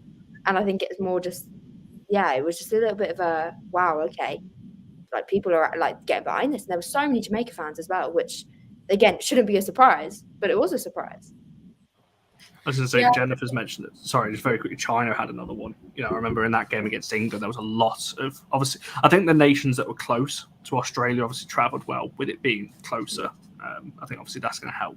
But yeah, you mentioned Jamaica as well. Certainly good followings all around. Yeah, I was just going to say, I think you could tell, like, just watching it from kind of here, that, like you sort of mentioned from the start, there was just huge following of the tournament as a whole. A lot of fans going into the stadiums, and just in general, the tournament from the very beginning just had a kind of good atmosphere, a lot of fans turning out. From a sort of journalistic point of view, did you find that kind of you had an increase in sort of views on articles or content you were putting out in comparison to sort of previous games that you might have covered pre-tournament? Yeah, I think one thing that obviously you're very conscious of is driving numbers. And as much as kind of just watching what you chatted about before with some of the other guests about kind of this Lionesses FC, and it's a really big kind of tussle point for me, because the Lionesses drive engagement, and that's it, like, it is still like such a big thing, and it really is frustrating as someone that's followed kind of lower leagues and women's football for such a long time. When it's like that, it is really frustrating, but at the same time, it's what gets you on the front page. It's what gets you, stuff. And when you're working with such minimal resources that a lot of the journalists are, it's usually one person split between so much coverage that just that helps, I guess, when you're funneling it. And it's really hard. So kind of looking at numbers wise, tournaments always do better. They always do. And especially this one, I assumed it would do less numbers than the Euros, because there was less people covering it, less doorstep, kind of easy access. But I think because people weren't there, coverage did step up.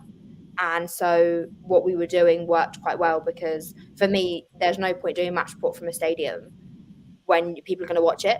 They're going to already know what's happened. Whereas me being in the stadium, the best skill that I can use is the atmosphere, the colour piece, the paint the picture that you wouldn't necessarily get from being sat at home, the quotes from Mixo, that sort of stuff. So that was really my focus of, this is what's going to be more beneficial, me being here, but also what's more interesting for a reader.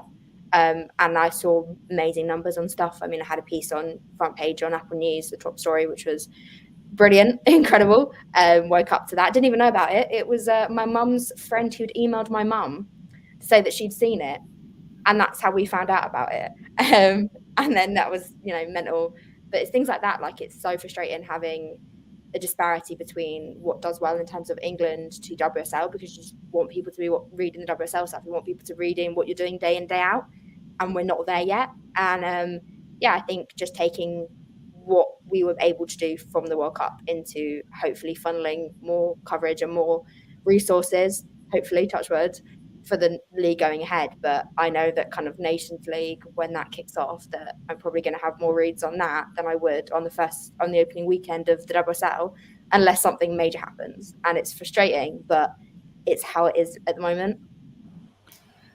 Certainly, you mentioned, I'm glad you brought that up, obviously, about your Apple coverage thing, because I was literally just about to mention that if you weren't going to, because it was certainly worth bringing up. I remember you messaging me that morning, just going, "Oh my god, look at this!" And it was that was great to see as well. I think it's interesting because we asked that question to Catherine post Euros, and obviously she said a very similar thing to you in terms of the Lionesses. Obviously, is the big one. We've seen it with United. I put it in our chat the other day, just that the Lionesses, from a United point of view, it's shifting slightly. The Brazilians, obviously, with Fuso and Jays there, obviously that we're seeing an increase now in that, interaction, obviously from our own platform.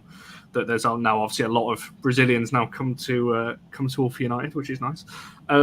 So obviously there's that side as well. But the Lionesses, for sure, anything we post about Tooney or Earps or whoever it is, it would get doubled numbers that another, I guess, player would get, in the tournament, like Vilda or Jade or Leon or whoever it was from a United point of view.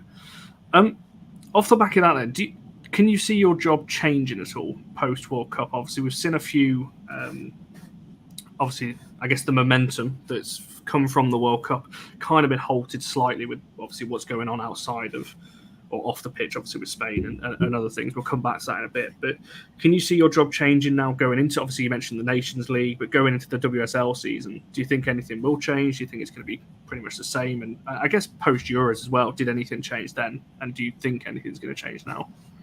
I mean, the main reason I probably have my job is because of the Euros. I think the Euros was a wake-up call for companies and for organisations to really be like, you need to be funding women's football, you need to be covering it. There was a want for it, and that kind of seeped into, we did see some more jobs coming up after the summer. And I think my foot in the door really came with that timing of the fact that I was a graduate, I'd done work, and then obviously the Euros, people saw a need to be funding it, and that worked in my favour. But I don't see my job changing right now in terms of what I'm doing. I mean, there are some exciting things coming up. I can't say yet what is coming, but I've had some really exciting conversations with some people, some new things popping up personally that are really exciting and really good.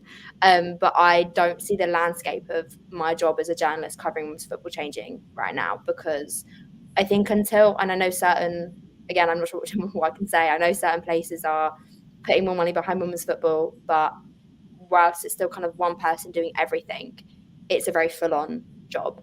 And I think until we get to a point where we can prove that women's football deserves 2, 3, 4 people manning the desk, we're in that little bit of kind of figuring out how we push the content, not work ourselves to the bone, but then we get the reads and what we need to be getting the numbers to really fuel it, which is frustrating in terms of the fact that we still very much rely on engagement and numbers to go to the higher ups and go, hey, this is why you need to be putting more money into this. But yeah, I think right now the landscape for journalism and women's football isn't going to change yet, but I think we are starting to see a change in terms of you need more people that understand women's football doing women's football. And we saw it with the World Cup with, we kind of had a chat about this with the questions that are coming up from very obvious news reporters and men's reporters, that people who know the landscape, that know the sport, that know this as an entity would never ask. And so I think it was quite obvious to us as a cohort that solely cover women's football, sat there when we were hearing all of these questions coming up that none of us would never ask, because we know this space too well to ask them. And it's just very evident. And we see it in the league as well, when you have a men's reporter and they ask a silly question, they get something wrong, it's always very obvious of who knows and who doesn't.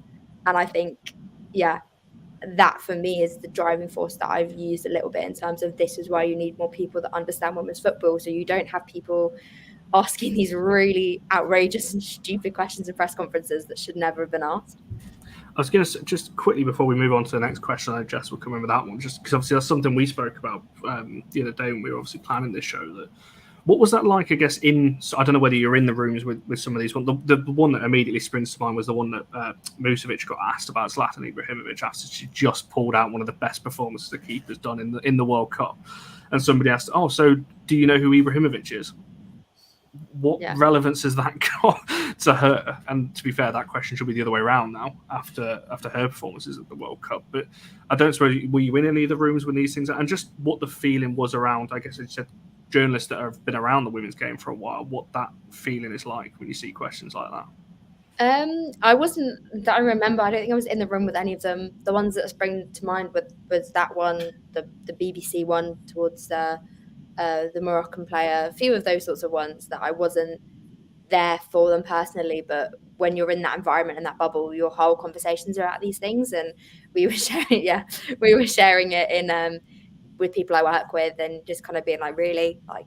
And then what I get frustrated about is you see it on Twitter and then people attack journalists cohort and they go, well, journalists don't know journalists. And it's like, well, there's a difference between people that do this day in, day out, that have, this is their job, that women's football, they know the space, they know what to do, they know what to ask, they know how to ask the questions, and people who don't get it. And it was one of those that was like, I saw it and I was watching the press conference from remotely. I think they were in another city. Everything muddles into one, so I can't even remember what from what, but I'm pretty sure I was watching it and it was just one of those moments I kind of knew exactly what was going to happen and how people were going to react to it, and as they should. people should be outraged about it. But I think for me, it's more of a self-protection in terms of this isn't what every journalist are doing. The people that do this know what to ask. And you would never see someone who covers women's football or part of the press pack saying those sorts of questions, because it just doesn't happen. And I think it's actually, I give a shout out to Tom Gary, because we were in the Spain press conference and he pretty much straight up said to Vilda, are you going to apologise for 3 of the best players in the world not being here at a World Cup final? And it was a bit of a translation thing. He didn't have a translation in Vilda. And he basically said, we're just going to try and win the World Cup tomorrow, yada, yada. And it was things like that. Like that for me is exemplary of what we do compared to what men's or other journalists or news journalists do, where they just want the line. They don't really care about the football. The ones who are doing this are the ones that want to ask the questions and want to get the stories out. And that's, for me, the difference. And then when these things happen, I very much go into a little bit of self-protection. Like, don't bash every journalist because someone asks a stupid question, because it's not all of us. No, and I think that's why people kind of like yourself are so important in the women's game, because it is still growing, which means we need decent reporting basically behind it. And like you say, it's been seen time and time again, journalists or kind of presenters just making ridiculous comments, unnecessary comments, like why you need to ask anyone if they know their male counterpart is just stupid. Obviously, everyone knows Latin. Like, come on.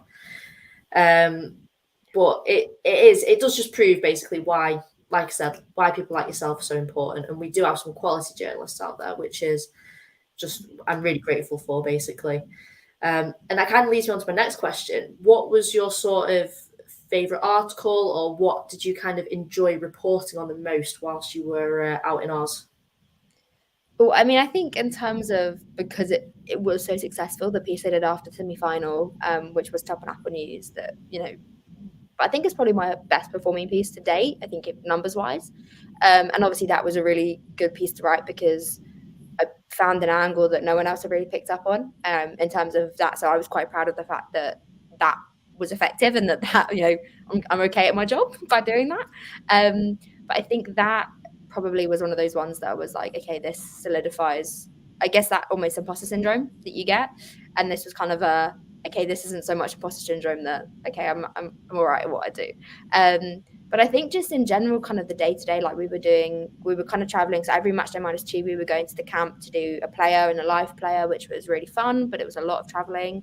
So you do these kind of round tables with the player where you each kind of, you have like 15 minutes, and you were kind of a group of like 14 of you maybe chatting to this one player and getting a story. And there was one with Georgia Stanway where she was talking about her mentor and how that important that had been to her consistency, which is a really just nice chat that we had with her. It was really relaxed. She's a great person to interview and to work with, and I've been lucky enough to do it quite a few times. But that was one of my favorite kind of roundtables that led into a really nice piece. And it was really interesting just listening to her talk about how the off-pitch stuff, how much it does affect you mentally on the pitch, and how it is so difficult to learn how to switch off, and how you don't do that. And it's not natural. Like, you have to teach yourself. And there was one other, which was, again, you know, in prep camp, which we were in the Sunshine Coast, like 2 months ago now, I don't remember. And we were doing just a little, like, after training with Ella Toon. And she basically said she'd found herself, that she'd been in the sea once, she'd got up early once, she'd been reading a book, she's a new woman. And it was just one of those really funny moments where, like, the players just really relaxed and they were really enjoying themselves, and they just let you into that little snippet of, like, themselves. And again, it probably didn't do very well actually writing it with time difference and whatnot, but it was a really nice, like, kind of chat that led into, like, this really nice little story that, while everything's going on, that's such big news stories, sometimes those little, really easy to write, really nice little kind of piece together pieces are just really enjoyable to do, because it's a little bit of a fresh air. And I also did a one-to-one with Beth England, which the FA were very kind to give me.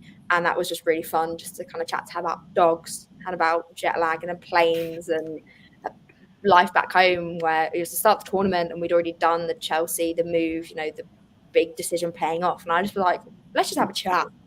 We'll sit down and have a chat for 10 minutes. And it was a really nice piece. So, yeah. Yeah, I think Jennifer's obviously saying there, a journalist that listens like gold.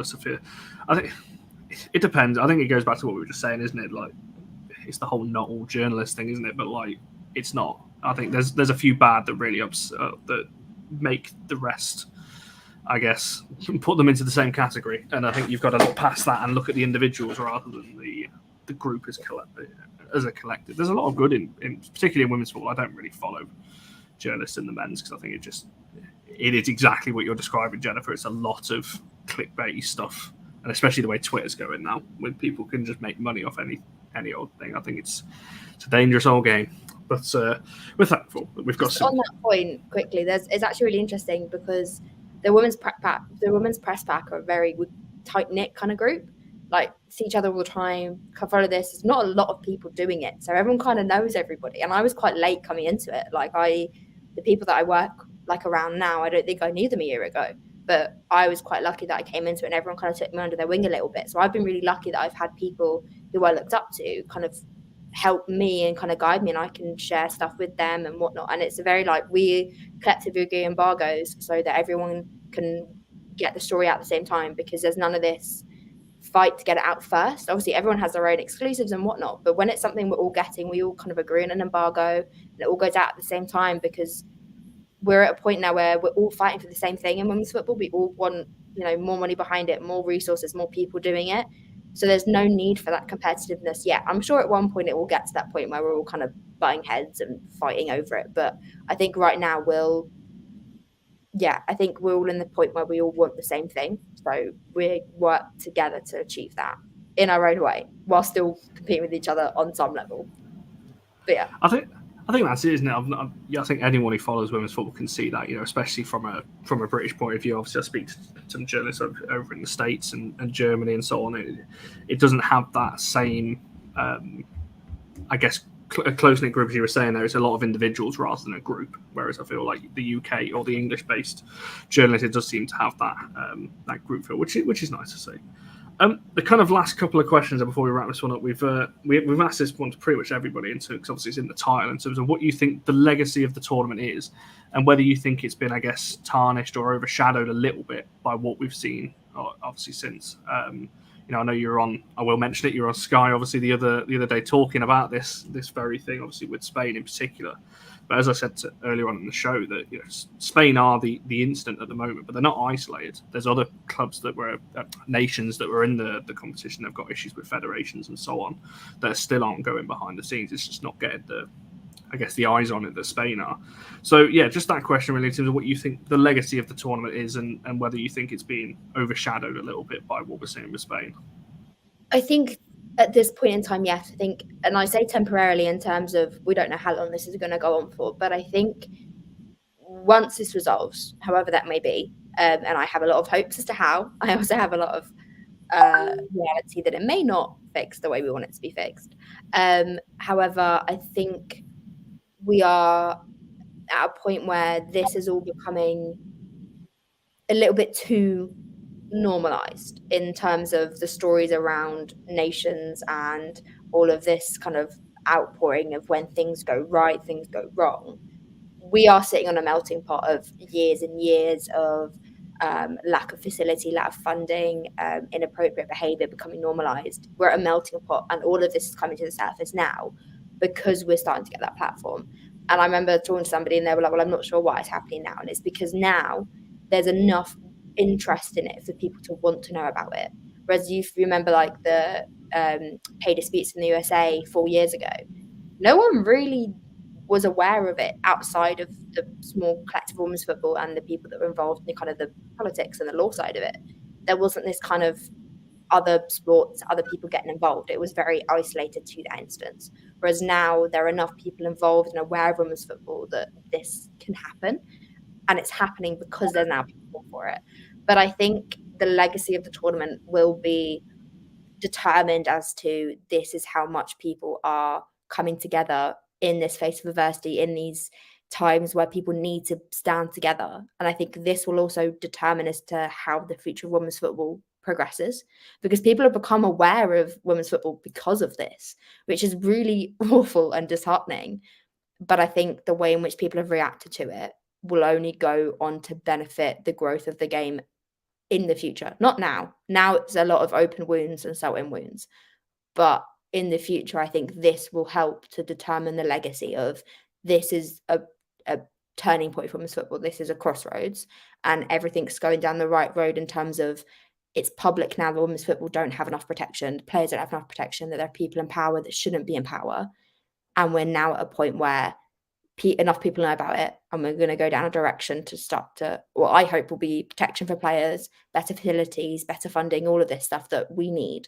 But also, I think in terms of legacy as well, it's looking at Australia, because obviously we saw how important the Euros was to be getting numbers into the league and into domestic football. I don't know if it's going to have the same effect on Australia. It did at the time, as everyone knew about it. Everyone now loves the Matildas and it's incredible. But Australia faced a lot more barriers to growing their domestic football than the UK did. Obviously, it was already quite growing. It was a really highly regarded league. The A-League in Oz isn't as highly respected. It's a developing league, and you've got a geography thing. Like for me, if I'm covering a game in Manchester, it's not hard for me to get there. I don't have to take a plane. Whereas if you're a fan of a team in Sydney and they're playing in Perth, it's a flight, it's a hotel, it's added cost to be able to follow that team. So you lose a lot of that element of fan bases being able to follow teams in Australia domestically. That England is quite grateful to be able to follow the team around for fans relatively easily. Yes, there's costs and whatnot, but if you're comparing those costs to flights and hotels and physically, like if you live in rural Australia, you're going to really struggle to get to a game in a big city if you don't drive or if you don't have means to travel, and that then also eliminates your ability to follow teams around. So I think for me, the legacy needs to be in developing those sorts of leagues in domestic countries like Australia, but also developing from the National League and the Championship, because there's a big disparity between the WSL and the top four clubs compared to upcoming teams. Like Reading have been relegated. They're not coming back up. Now they're part-time. Without the funding of a Premier League team, they're not coming back up. Teams that don't have this big funding from a Premier League side or don't have a lot of investment are going to, if they make it to the WSL, are going to really struggle. It's why we see so many teams go up and down, and they rotate at this bottom of the table because the disparity is so big with the top table teams. So what I want the legacy to be is funding and seeing the recognition in women's football that's not just Lionesses and top league and top four teams, but a recognition for middle table, bottom table and lower leagues, so that we can actually develop women's football from bottom up and that way make it sustainable. Because right now, if you're only funneling Arsenal and Man United and Chelsea and Man City, you lose so much at the bottom, and it's important that we don't lose that because of how successful the Lionesses are.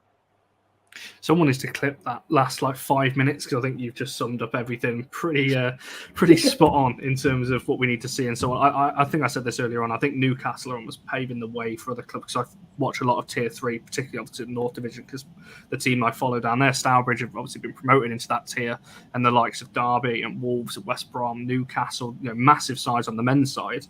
With the Newcastle now coming into that league, it's forced the likes of Wolves and Derby and these kinds of sides. Nottingham Forest didn't go up last year, but it's forced those sides to really put money behind, because they have to, because they've got Newcastle coming in offering players pretty much full-time contract and so on in Tier 3, but we need the rest of the teams to do that. As you mentioned, Reading, pretty much. I wouldn't be surprised, and I think it wouldn't surprise me if we see another side go down that route in the next couple of years in terms of dropping away, which is a shame. Jess, I hope you're still with us. You've not spoken for a while, and I know you're braving on through your illness for this one, an hour and 40 in. So yeah. You're doing pretty well. Sort of half an hour, I've really been starting to flag. I was telling Conner before show, every year I get tonsillitis, and it has arrived for the annual visits. So I am suffering. Emily, what you were saying was just absolutely spot on. To be honest, I think that's why I was so quiet. To be honest, I was just actually listening. I don't think I can even really add anything. I think in terms of why we're maybe seeing a bigger push in with the players kind of speaking up for what they think they deserve. Obviously, the outrage around Spain with good reason. I think now just the players feel like they actually have a voice. people are listening. They actually have power. I've seen it growing up playing football that you didn't really have a say. You just had to it was literally a case of nut up and shut up, to be honest with you. You took what you got and you were grateful for it. And that was it. So I think it's fantastic that now we're in a position where the players can be pushing for more, because they deserve more. We're decades behind the men's game, due to the FA ban and things like that. But in terms of quality and everything else, it's skyrocketed recently. So yeah, we just want to continue to see a push from the players, from the footballing governing bodies, from fans, just for more resources across all the tiers.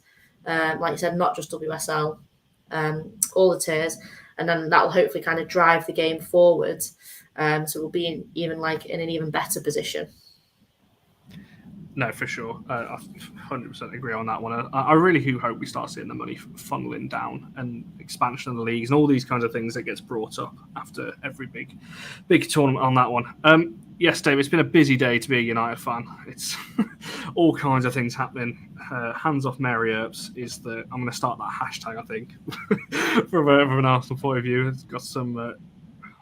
I can't say anymore. Anyway, yeah, it's been a busy day to be a United fan. We've got an incoming though this week, so it's fine. We'll focus on that for the time being before it potentially gets worse. Emily, for yourself, and obviously we've asked a couple of. We've had the Earp save. We've had Shahan's kind of walk from Sydney to a game. I can't remember what Laura said. What did Laura say? Oh God, that's so bad of me, Jess. What did Laura say as a moment? Was it the semi? No, it was a semi-final. I'm pretty sure. I'm going to have to go back and rewatch that. Laura, if you're watching this back, I'm so sorry. But Emily, for yourself, what was your best moment then of the tournament? It could be something that happened off the pitch. It could be something that happened on it. But your standout moment of the tournament? I mean, just being there, I think, so early on in my career, so young, working it. It's that entire... it still seems that happened, that actually happened, which is so weird because I didn't expect when I kind of said, kind of January when I said I'm going fully freelance and try to make this work, that I'd actually be at the World Cup and I'd be working. I didn't expect that to have happened. So just kind of the whole World Cup in general was a little bit of a pinch me moment. I think being again, accent, you wouldn't tell I'm Irish. Family very Irish, so watching Ireland at a major tournament at a World Cup was just the opening game. I was there and watching them walk out and then playing the anthem was quite emotional. Shed quite a few tears. I was sat next to Jen from She Kicks, and I bounce my leg when I'm anxious, and I was doing it literally every single game. And she was telling me to stop because she was like, you need to calm down. But I was just so overcome with emotion that Ireland were in a World Cup. So that was a big one. I think, the semi-final was a big one. I think for me, the Nigeria penalties was awful to work and it was awful to watch, but it was an incredible moment where when we won the penalties was the moment I thought, all right, we're going all the way. And it was obviously came off the back of a really shaky performance. I think that was, for me, England's worst performance. And I don't actually think we played... Obviously, 6 goals against China was brilliant, but China just didn't defend. So whilst I was it's brilliant to net 6 goals, I was also very aware that, I wasn't convinced that win for me was quite an easy win because China just their defence just split. They just weren't there. So it wasn't even when we won that I thought we were going to... It was the penalties against Nigeria. I was like, this is a moment. And then I thought I was going to eat my words when Colombia scored, and luckily didn't. But yeah, I think it's just those moments, and there's little things just being there, off the pitch stuff, just getting to explore, getting to catch up with friends and colleagues that I don't get to see all the time. I think I work a lot with girls on the ball, and just kind of having moments where we were just chatting away, kind of enjoying company with each other, and even just being going for brunch with another journalist or whatnot, meeting up with agents and stuff like that. Just little moments of being oh, I'm doing this, but I'm in Australia. It was just cool. It was just such a cool experience. I don't think anything will top it right now, but ask me again in 4 years and maybe we'll see. was going to say, yeah, it's a shame. Yeah, I don't know. I've changed my mind again. Jess, I'll come to you actually on your best moment. Obviously, we can't have the in-person experiences, but from what we saw, what are you going for as your kind of best? So I'd say my best moment is when the third goal went in against Australia. So I was actually I was flitting between France and Belgium with work. So I was literally like on a site visit and I was having to watch it on my phone. Very, very unprofessional of me. And I was stood with a Polish guy and a Belgian guy. And when the third goal went in, I actually like shouted and like did a little dance. And they thought that something had fallen off one of the production lines and like basically hit me on the head. And it was these massive like metal rackings. The guys that I was with were actually convinced that, or concerned that I had some kind of injury, but actually I was just really excited because at that point I knew that we were going to a final. So for me, that was a standout moment just because of the situation I was in. And it was at that point where I was like, that's it, we're in the final now. Like, it's confirmed, basically. I think, yeah, I think as a United fan as well, I think the Mary penalty save for me, I just think it's such a shame, I said earlier, that England didn't get a goal in those kind of 5-10 minutes after that, because there was a certain, obviously the commentary, lifted again because it was kind of, as it was, obviously watching it in England, it was going down that route. Spain were just constant. England couldn't get a foothold, and that the length of time it took to give the penalty as well. And then for Earps to save it, and obviously the aftermath, we know what Earps is like, and I think that moment. But I think, a moment that I think really stands out was actually Marta Cox's goal versus France, the free kick that was just. I love a free kick that bends like that, and the footage from behind the goal, and you can proper see the curve. You don't see goals that often like that, in football, full stop. And I think that just stands out because I just love free kicks like that. Obviously, the rest of the game went on to be not great for Panama, but I'm glad they got that moment. And if I'm taking, I guess, an English hat off, I think the Sam Kerr goal versus England. Because I think I said before on that show, I think. Unfortunately for her, obviously home tournament, she wanted obviously that moment, didn't get it. So I'm kind of glad she got that moment in front of the fans celebrating like that. And it was just a great goal as well, to be fair. But I'm kind of glad she got that moment with the fans because at one point, obviously, it didn't look like it was going to happen with the injury early on in the tournament. So that was nice to see as well. But there's so many. You could pick so many standout stories like the Morocco and Jamaica and Colombia, or like the Casado goal versus Germany. There's loads that you could pick out. But I'll stop because I'll be reeling them off all night otherwise because there was plenty on that front. I had a funny story about finding out that Sam was injured. Because I was very panicked and very anxious at the first game because I was very much like Ireland, but also like First World Cup, and we went to stadium 3 hours early. And when we got there, someone from the Australia camp who basically gave us a little tip off going that there's going to be a surprise in the lineup. And I actually didn't think Sam. I thought it was going to be like Steph or Caitlin or Mackenzie Arnold. I didn't actually think it would be Sam. And then when you leave and go around from like the media room, they have to scan you in and out, and you like get scanned at everything. So to go to the toilet, you have to leave and then you have to scan back in. And I'd gone to the toilet, which is like with the fan bit, but it was still like empty because it was like 2 hours before kickoff. And it come up on my phone that like obviously the news had broken. I got the notification. I got all the messages from it, and I'm like, oh God. And there was this guy, and he was taking ages to scan my thing, and I was getting so stressed. I was like, I need to write this. I need to collect. Like, we need to do this. And he took forever to scan my thing to point. I was like, I'm really sorry. I don't care if you don't know where I am. I've legged it. And I was like, oh my God, they're going to kick me out. They're going to like FIFA so strict with these sorts of things. I was like, oh my God, they're going to take it away from me. I'm going to get banned.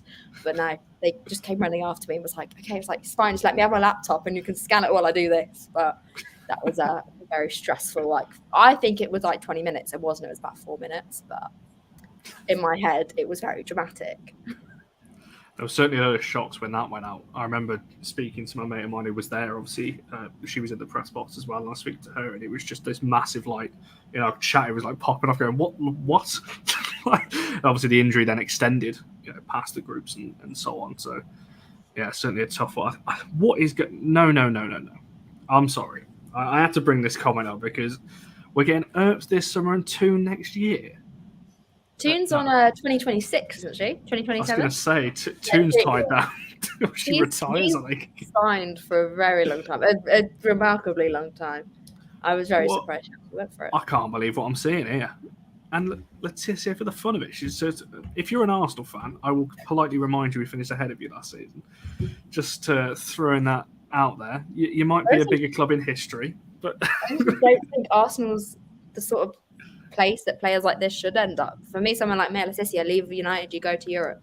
You go to a club, you're going to learn more. Someone like Leon or Real Madrid would be so good for the younger player. But yeah, I don't know why Arsenal's become this side. I'm going to collect every player. It's quite fun, really. I was going to say they're just after everybody. We don't ban anyone unless they're really abusive, but we can take it over it. It's fine. So you won't be getting banned just yet. It's fine. But Emily, for yourself, you want to shout out, obviously, your Twitter out's obviously in your handle there. But is there anything else want to shout out while you're here? Obviously, you mentioned obviously, you're on here obviously as a journalist. But if people want to find your articles and things like that, where can people do all of that? Yeah, I've got a link in my Twitter bio that will take you to all different things. I do produce a women's football show for 90 Min. 90 Min is where I do a lot of my writing. I'm with them a lot of my time.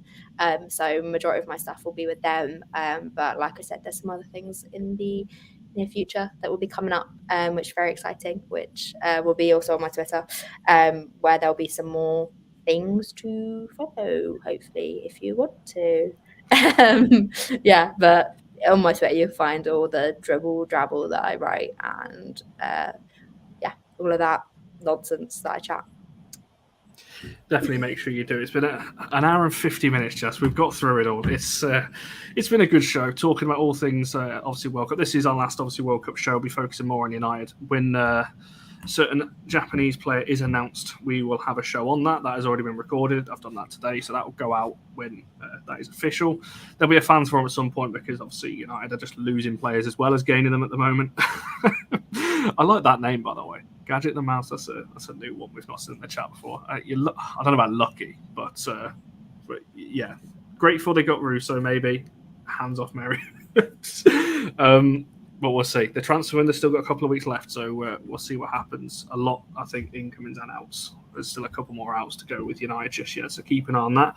So yeah, we're back on Friday or Saturday or Sunday, whenever this announcement is. I don't know. Don't look at me. So make sure you like the video, subscribe and all that. If you're listening to this on Spotify or Apple or any of those other networks that we are now on, there's an announcement about that tomorrow, actually. So keep your eye on that one. I think tomorrow or Friday. Keep your eyes on that one.